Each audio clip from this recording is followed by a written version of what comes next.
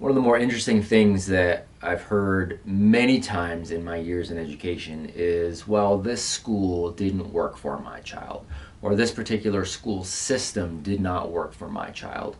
And one of the things that I always appreciated about Acton, even before I opened the Acton campuses out here, was the fact that it was really truly just a microcosm of life.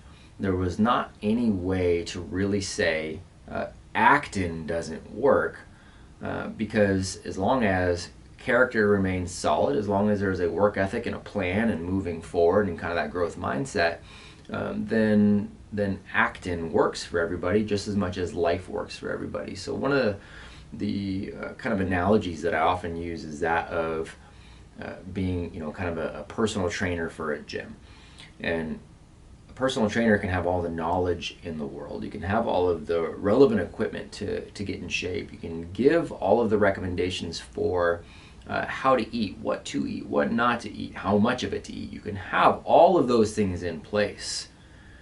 But none of that will matter if the person you are training doesn't go to the gym, or does not utilize the equipment, or does not take that recommended eating advice and actually implement it. It always comes back to that individual having to drive his or her own journey into becoming fit.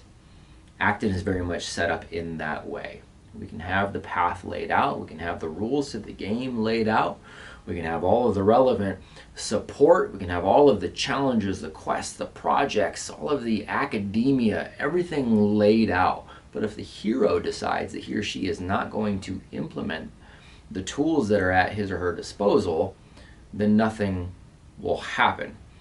So again, there is no Acton didn't work for me. It just ends up being, well, nothing works unless you put in the work. So hopefully that makes sense.